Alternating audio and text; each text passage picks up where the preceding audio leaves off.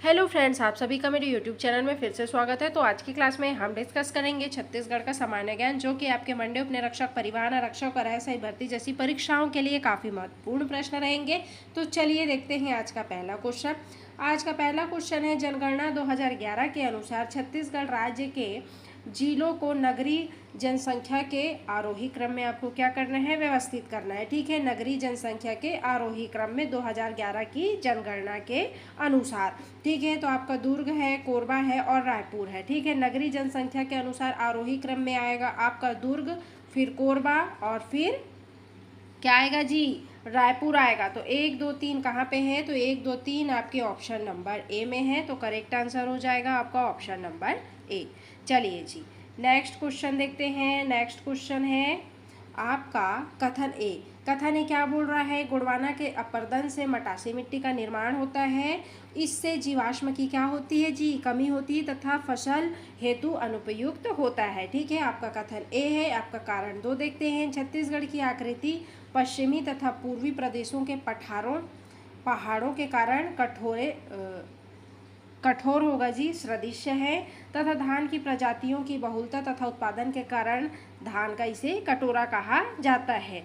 तो आपका कथन ए और आर जो कि हैं दोनों सत्य हैं, तो नोट कर लीजिएगा। सही आंसर हो जाएगा ऑप्शन नंबर ए। चलिए नेक्स्ट क्वेश्चन देखते हैं। सत्य कथन बताना है आपको।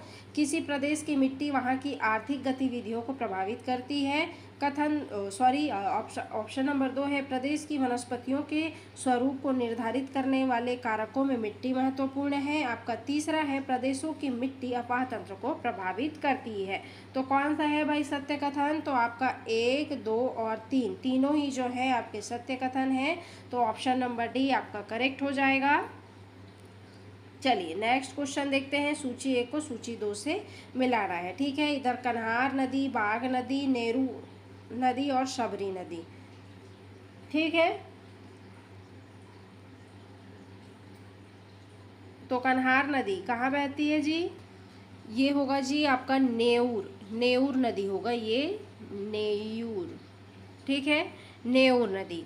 ठीक है, कन्हार नदी किनकी सीमा के बीच बहती है भाई, तो जो आपका कन्हार नदी है वो किनकी सीमाओं के बीच बहती हैं, तो ये बहती हैं कन्हार नदी आपके झारखंड और छत्तीसगढ़ की सीमा पर। और जो आपका बाघ नदी है, बाघ नदी बहती है महाराष्ट्र व छत्तीसगढ़ की सीमा पर। और नेऊर नदी कहाँ बहती है भाई, तो नेऊर नदी जो बहती है वो बहती है आपके मध्य प्रदेश व छत्तीसगढ़ की सीमा पर। सबरी आपको पता ही होगा कि उड़ीसा और छत्तीसगढ़ की सीमा पर। तो 1 का 3 कहाँ पे है, तो ऑप्शन नंबर सी और डी में। ठीक है, और फिर 2 का 4 दोनों में ही है, 3 का 1 तो आपके ऑप्शन नंबर सी में है। ठीक है, कन्हार झारखंड, बाघ महाराष्ट्र और छत्तीसगढ़, नेऊर मध्य प्रदेश छत्तीसगढ़, सबड़ी उड़ीसा और ये। ठीक है, याद हो गया।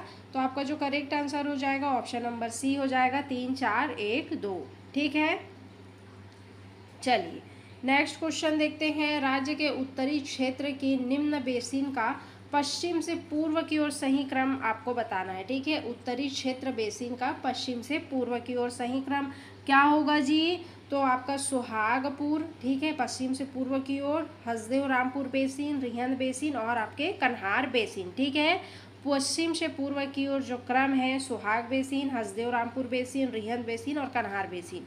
ठीक, तो आपका करेक्ट आंसर हो जाएगा ऑप्शन नंबर डी। नेक्स्ट, प्रागैतिहासिक स्थल खैरपुर जहां अंधेरे से चमकते शैलचित्र प्राप्त हुए हैं, यह किस जिले में है बताइए। खैरपुर जहां अंधेरे से चमकते हुए शैलचित्र प्राप्त हुए हैं, ये हैं आपके रायगढ़ जिले में। तो करेक्ट आंसर हो जाएगा आपका ऑप्शन नंबर डी। चलिए नेक्स्ट क्वेश्चन देखते हैं। सातवाहन कालीन रोमन सिक्के किस स्थान से प्राप्त हुए हैं, तो ये आपके चकरबेड़ा से। ठीक है, सातवाहन जो कालीन सिक्के हैं जी, ये आपके रोमन के जो चकरबेड़ा से प्राप्त हुए हैं। तो आपका करेक्ट आंसर हो जाएगा ऑप्शन नंबर ए। चलिए नेक्स्ट क्वेश्चन है, सूची 1 में शासक के नाम है और सूची 2 में अभिलेख ताम्रपत्र है। भवदत्त वर्मन भवदत्त वर्मन का अभिलेख और ताम्रपत्र कहाँ से प्राप्त हुआ है जी? तो ये हुआ है आपके रीठापुर से। ठीक है, भवदत्त वर्मन का। और भट्टारक का हुआ है केसरी बेड़ा से। भीमसेन का कहाँ हुआ है? भीमसेन का पंडरिया पाथर। ठीक है, और आपके प्रवर सेन का हुआ है बालाघाट से। ठीक है, भवदत्त वर्मन का रीठापुर, भट्टारक का केसरी बेड़ा, भीमसेन का पंडरिया और प्रवर सेन का बालाघाट। तो कहाँ पे है आपका? 2, 1, 3, 4 ऑप्शन नंबर बी में। तो करेक्ट आंसर हो जाएगा आपका ऑप्शन नंबर बी। चलिए नेक्स्ट क्वेश्चन देखते हैं। महाराजा धीराज बालार्जुन के शासन के 57 वर्ष जारी एक दान पत्र किस स्थान से प्राप्त हुआ है? तो ये आपके लोधिया से प्राप्त हुआ है जी। ठीक है, जो 57वें वर्ष जारी एक दान पत्र जो है महाराजा धीराज बालार्जुन के शासनकाल का, वो आपके लोधिया से प्राप्त हुआ है। तो आपका करेक्ट आंसर हो जाएगा ऑप्शन नंबर डी। चलिए नेक्स्ट क्वेश्चन देखते हैं। इधर शासक के नाम है और इधर उनकी उपाधि है। हर्षगुप्त क्या उपाधि धारण किए थे जी? तो हर्षगुप्त अपना त्रिलंगाधिपति के, ठीक है, नन्नराज जो है कोशला मंडलाधिपति की, तिवर देव जो है आपके सकल कोशलाधिपति की, और भावदेव जो है मंडलाधिपति की। ठीक है, हर्षगुप्त का याद हो गया त्रिलंगाधिपति, नन्नराज का हो गया कोशला मंडलाधिपति, तिवर देव का क्या होगा? सकल कोशलाधिपति, भव देव का मंडलाधिपति। तो 1 का 1, 2 का 2, 3 का 3 कहाँ पे है? आपके ऑप्शन नंबर 1 में है। ठीक है, निम्नलिखित में से कौन सा मराठा कर सुमेलित नहीं है? कौन सा जो मराठा कर है सुमेलित नहीं है आपको बताना है। पैठू, विवाह टूट जाने पर कर, भात खवई, जाति बहिष्कृत लोगों को पुनः जाति में शामिल करने हेतु कर, चौथा अनाधिकृत रूप से अर्जित संपत्ति पर 1/4 भाग राजस्व करना, सावन नहर से पानी लेने पर कर। तो कौन सा जो कथन है मराठा कर से सुमेलित नहीं है आपको बताना है। तो कौन सा कर नहीं है भाई? तो सावन पानी से लेने वाला कर जो है ये आपका सुमेलित नहीं है। ठीक है, तो आपका करेक्ट आंसर हो जाएगा option number D. Next question, 1857 की क्रांति के संबंध में सत्य कथन की पहचान कीजिए। ठीक है, 10 दिसंबर 1857 ईस्वी को वीर नारायण सिंह जी को रायपुर में फांसी दी गई थी। उदयपुर राज्य क्रांति के समय बंगाल प्रांत का हिस्सा था। आपका तीसरा है सोना खान विद्रोह के नेतृत्वकर्ता रंगाजी बापू थे। 18 जनवरी 1858 को हनुमान सिंह ने सरजेट मेजर स्मिथ की घर में घुसकर जो की है हत्या कर दी थी। तो सत्य कथन कौन सा है भाई? 13वां प्रश्न का। तो आपका 1, 2 और 3। ठीक है, 10 दिसंबर 1857 ईस्वी को वीर नारायण सिंह को रायपुर में फांसी दी गई थी। उदयपुर राज्य क्रांति के समय क्या था? बंगाल प्रांत का हिस्सा था। सोना खान विद्रोह के नेतृत्व जो करता थे रंगाजी बापू थे। ठीक है, तो आपका जो करेक्ट आंसर हो जाएगा ऑप्शन नंबर सी हो जाएगा, 1, 2 और 3। ठीक है, ये गलत है। चलिए नेक्स्ट क्वेश्चन, निम्नलिखित कथनों में से असत्य कथन की क्या करना है जी? आपको पहचान करना है। जलोढ़ मृदा में नाइट्रोजन की कमी व चूने की प्रचुरता है। आपका दूसरा है चाय, कॉफी, रबर, सिनकोना व काजू लैटेराइट मृदा की प्रमुख फसलें हैं। तीसरा है लाल, पीली व क्षारीय मृदा में लैह, कल्लर, थूर, चौपन आदि समस्याएं में पाई जाती हैं। काली मृदा लोहे, चूने, नाइट्रोजन, फास्फोरस से समृद्ध है तथा इसमें कैल्शियम और पोटास की कमी होती है। बताइए, असत्य कथन की पहचान करना है। तो इसमें से जो आपका असत्य कथन है वो है ऑप्शन नंबर बी, चाय, कॉफी, रबर, सिनकोना व काजू लैटेराइट मृदा की प्रमुख फसलें हैं। ठीक है, तो आपका करेक्ट आंसर हो जाएगा ऑप्शन नंबर बी। चलिए नेक्स्ट क्वेश्चन, निम्नलिखित में से कौन सुमेलित है आपको बताना है। मत्स्य पुराण, विष्णु पुराण, वायु पुराण। ठीक है, कौन कौन सा जो सत्य है आपको बताना है। तो मत्स्य पुराण ये सातवाहन से है, बिल्कुल है। और आपका जो विष्णु पुराण है ये सुगवंश से है, नहीं जी। वायु पुराण गुप्त वंश से है, तो बिल्कुल है। तो 1 और 3 जो कि है आपका करेक्ट हो जाएगा। तो आपका करेक्ट आंसर हो जाएगा ऑप्शन नंबर बी। देखते हैं नेक्स्ट क्वेश्चन है आपका, बेमेल की क्या करना है आपको पहचान करना है। अंकिया नाट आसाम, रमन अरुणाचल प्रदेश, पोवड़ महाराष्ट्र और कुरुवंजी तमिलनाडु। बेमेल को पहचान करना है। तो जो आपका रमन है ये अरुणाचल प्रदेश जो कि है ये बेमेल है, बाकी ये सब सही है। ठीक है, तो आपका करेक्ट आंसर हो जाएगा ऑप्शन नंबर बी। चलिए नेक्स्ट लिए देखते हैं, सूची 1 को सूची 2 से मिलाना है। तो जो आपका वुलर झील है जी, ये क्या कौन सा झील है? विवर्तनिक झील है। सांबर झील जो क्या है? वायु द्वारा निर्मित झील है। लोनार झील जो है आपका प्याला झील है। और लोकटक जो झील है ये तैरती हुई झील है। ठीक है, लोकटक वुलर झील क्या है? विवर्तनिक झील। सांबर झील क्या है? वायु द्वारा निर्मित झील। लोनार झील जो है प्याला झील है। और लोकटक झील जो है तैरती हुई झील है। तो आपका 1 का 2, ठीक है, 2 का 3, 3 का 4 और 4 का 1 कहाँ पे है? आपके ऑप्शन नंबर ए में है। ठीक है, तो करेक्ट आंसर हो जाएगा आपका ऑप्शन नंबर ए। चलिए नेक्स्ट क्वेश्चन देखते हैं भाई। नेक्स्ट क्वेश्चन है, निम्नलिखित युग्मों पर विचार करना है। नागा पर्वत नागालैंड, ब्लू माउंटेन मिजोरम, नीलगिरी असम या कुदेमुख केरल कहाँ पे है? कथनों पर आपको विचार करना है। तो जो आपका नागा पर्वत है ये नागालैंड में है और कुदेमुख ये केरल में है। तो आपके जो दोनों कथन हैं वो सत्य हैं। तो एक और 4 जो कहाँ है? आपके ऑप्शन नंबर बी में है। ठीक है, चलिए नेक्स्ट क्वेश्चन देखते हैं। सम्राट अशोक बौद्ध मत के किस शाखा से संबंधित थे? तो सम्राट जो अशोक है बौद्ध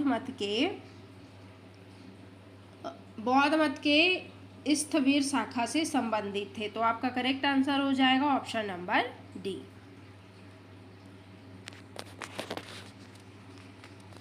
चलिए नेक्स्ट क्वेश्चन देखते हैं।